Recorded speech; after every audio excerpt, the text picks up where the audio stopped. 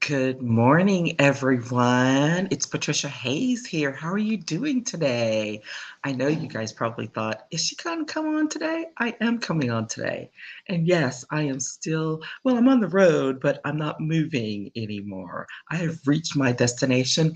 So I am coming to you live from California. Yes, California.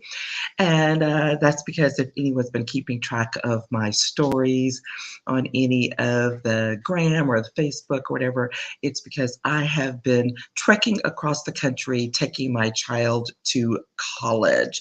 So it has been very interesting. Catch up on the gram if you can.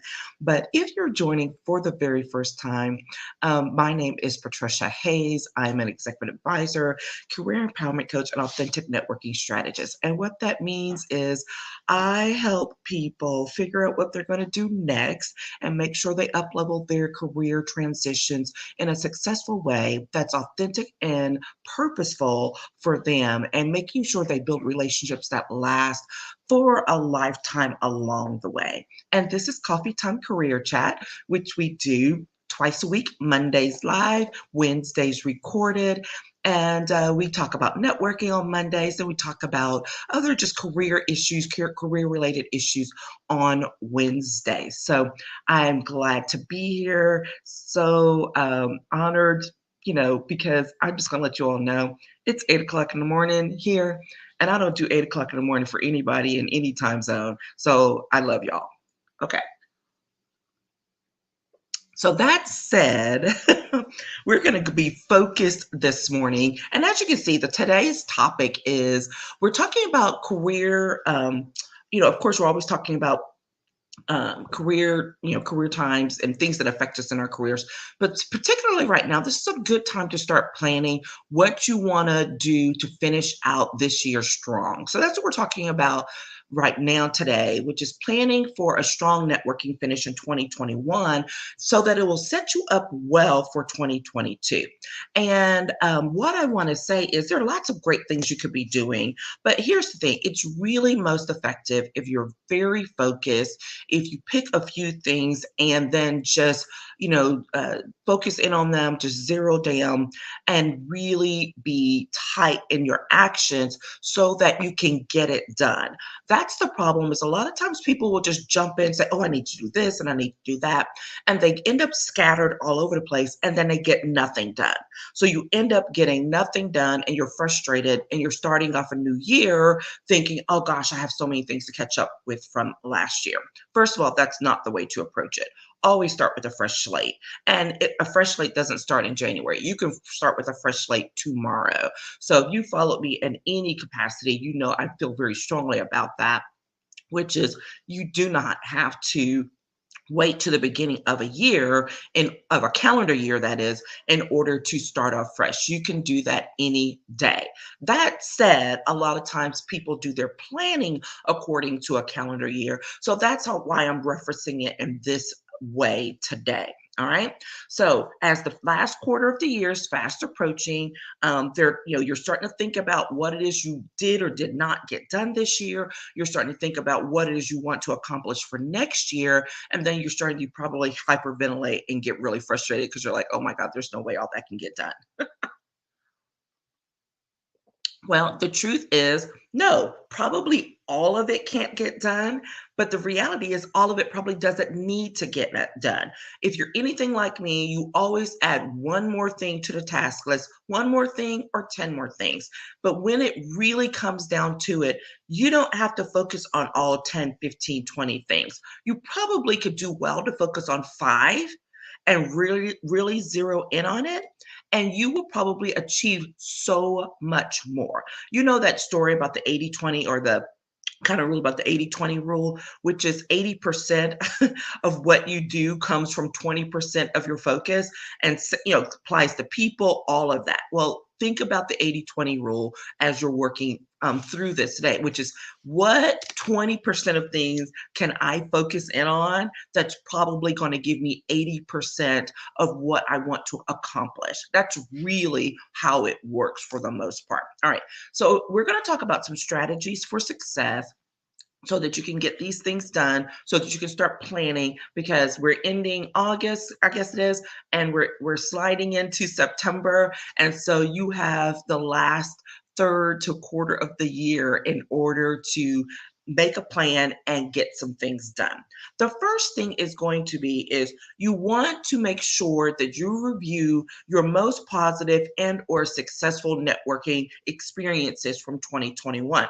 Now, success and positive are not tied just to, you know, did it make money for you? Does that work? Sure, it does. But it's probably the step behind that that's really going to be helpful to you. Okay.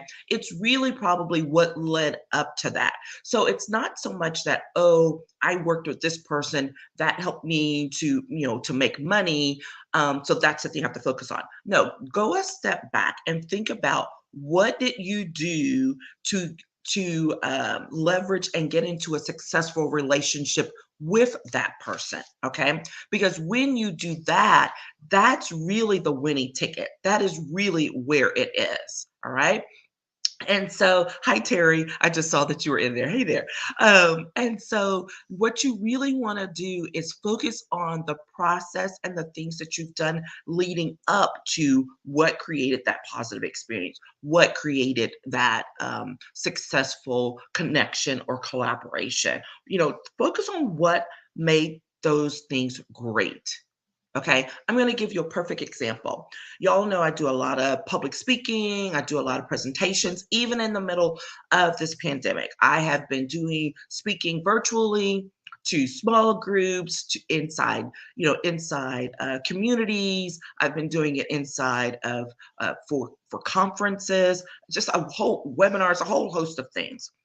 And what always happens is I will go and I will give a presentation. A lot of times I do them as lunchtime presentations. So these are not the fee-based ones, right? That's a whole separate thing when I do the fee-based workshops, which are great when they lead to other things as well. But what will happen is I'll do those, and then I'll have people who reach out and connect with me. And then the next thing is, hey, we need a speaker for X. And I'll be like, sure, let me check my calendar. I may be available. So here's the thing. This is the rinse and repeat part that I've already been doing so far this year that I'm definitely going to take into the last quarter of this year and build forward for 2022 is to continue to really zone in on engaging in speaking engagements throughout the course of this time, right?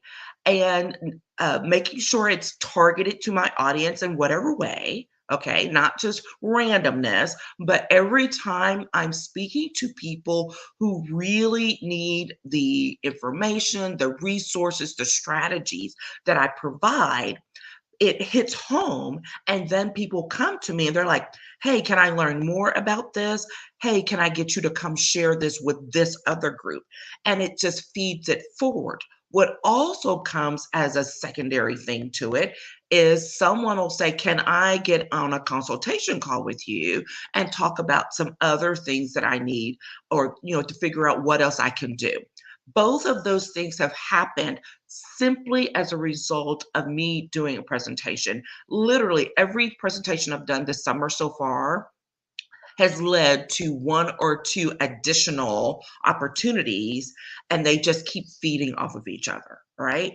Guess what? Rinse and repeat. Because why?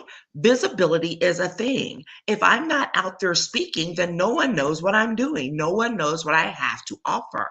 So you have to continue to do the thing that works. Okay. And to reach out to people, to put yourself out there in whatever way. Doing these coffee time career chats, that's a way of maintaining visibility.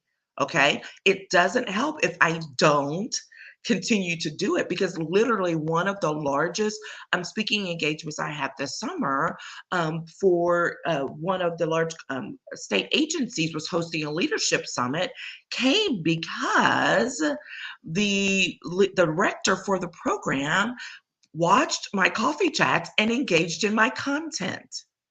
Okay, rinse and repeat. So figure out what that thing was. So when you say, hey, I had a really great conversation, or this project came about, or this collaboration came about, yes, that specific person or thing may have brought you a lot of success and led forward. But what were the steps you took leading up to that that created that opportunity? That's what you really want to focus in on and make sure that you zero in and do it regularly for the remainder of the year. Okay. The second thing is you want to review what didn't get done and what contexts were left open. All right. And you want to prioritize those things for the last 3 months of the year, decide what is worth following through on, and then what is worth just, what, I have to set that aside and carry that forward into 2022. Here's the thing, it has been a crazy year. We all know it. And there are so many things I intended to get done this year that did not get done.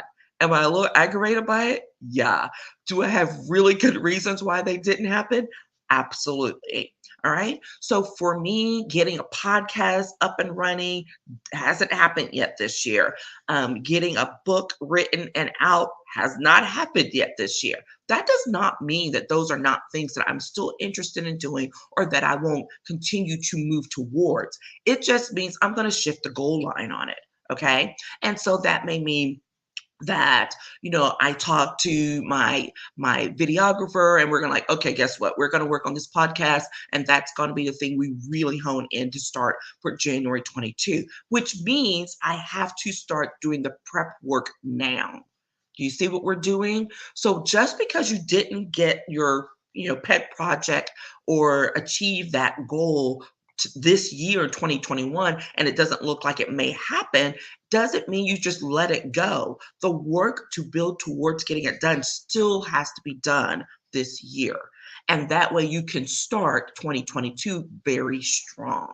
All right. Another thing, getting my networking book and journal out. That's something I've been like really wanted to get done. I don't know if that's going to get done this year, but I am going to continue to work towards it. I've already been talking to a book coach, a writing coach to help. And so somewhere along the way, I'm going to do the things that need to get done in order to put that in place. Okay. So those are two projects that are extremely important to me. They've been on my to-do list for a little bit now, and they're going to get done. Just the timing hasn't worked out. It's just been a little nuts, a little bit nuts. So I'm going to refocus, I'm going to shift, and I'm going to put them on the schedule and take the actions that I need to take in the coming months in order to make sure that I can get them done in 2022. Same thing goes for you here. Okay. To take a deep look at what did not happen. You know how strongly I feel about journaling. So get your journal, get your notebook, whatever it is. And then I want you to write down all of the things. Don't edit. All right. This is not the time to edit. Write down all of the things first, and then take a look at it and prioritize. What are the things you care about the most that you really want to get done before the end of the year? And then what are the things you still care about, but you recognize, you know what, those are a heavier lift. Those may not get done until, beginning of next year, and then set yourself up for that to happen. Okay.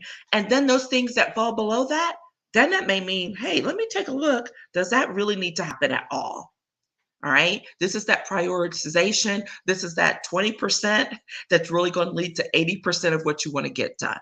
Okay. Focus in on the big picture, not the little bitty tasks. It's so easy for us to get caught up in the little bitty task. And that takes us off, uh, uh, takes us, offline from where we need to be, and we get distracted. And then we look up 30 days later and like, oh my gosh, what did I just get done? Okay. So make sure that you think about it big picture. What are the things that you need to get done, that you want to get done, that can be for the end of this year? And then take the actions and focus in on those things, and then move the rest of them forward. Okay. And then the last thing is to literally start dreaming about 2022. And people are like, can we please get through 2021? Well, guess what? Here's the thing, the people that really are going to be successful in 2022, they're, trust you me, they are already planning for it. Okay. So if you really want to get some things done, you want to take that next level professionally, if you really want to, make some moves with your business, then you need to start dreaming and start seriously considering what are those things that you would love to get done in 2022 that you haven't had a chance to even address in 2021. Put them on the list. You can do it. Okay. And so when you do that, here's the thing. Quit editing yourselves. We are the worst about it, especially women. Will edit and like, oh, but that can't get done because. Well, guess what? When you do that, you're already cutting yourself off from the possibilities. So put it down, write it down, make it real. Start thinking about what are the actions and the things you need to do in order to bring it into fruition. All right. Don't cut yourself off before you can even get started. All right. And so when you do that, you start making those dreams, you will be surprised at what comes up along the way already, just because you started dreaming about it, just because you started thinking about the possibilities of what could be. All right. We do not know what's going to be in store for us in 2022. All right. I do not have any crystal balls, whatever. We don't know. But that doesn't mean that you can't start thinking about, in best case scenarios, what I would love to get done next year. Right. If you know one of the things you've been really wanting to do is I really need to transition professionally. I really need to move on to my next level job, my next level. I don't want to talk about jobs, but career move. Okay. If you know that's what you really want to do, start thinking about how you could put that into place now. Who do you need to reach out to? Who do you need to talk to start thinking about how that can come to be? Because the reality is, it's the end of August, September, October, November, December. That's 4 months. That seems like a lot of time. It is not, especially if you're talking about making a career shift, right? Those 4 to 6 months will fly by. So this is the time to start putting those things into action, to start thinking about who it is you need to talk to in order to prepare for that thing happening in 2022. Right? Again, not thinking about it off the top of your head, writing them down. If you need some help, I've always got resources and tools. Y'all know that, and I can tell you where to go to get up to date on some of those things. And or if you just need to do one of my networking challenges, I love those things, and they're so helpful in making sure that you can move forward by staying on top of who you're building out your relationships with. Okay, that's what we're talking about. Who do you need to build out your relationships with so that you can achieve your goal for the end of this year and forward? Okay. And those are the things, those are the strategies for success for finishing 2021 strong and moving you forward. Review what you've done this year, figure out those things that were super great and that were super helpful, and then put them on rinse and repeat. Think about what you've done that you didn't get accomplished and what contacts you need to follow up with in order to make that happen for this year or push them forward, and then start dreaming about what it is you want to do in 2022 and start laying the groundwork for getting that accomplished moving forward. All right. That's what I have for you today. Thank you for joining me as I'm here in sunny California. And if you're in Central Time, y'all, I hope that y'all give me some applause and pats on the back because y'all know it's super early here. And but I have my coffee because my lovely brother friend is left a pot going for me before he went off to work. Okay, so and then there's my nephew laughing at me because it's 8:30 now, and I'm just starting my coffee.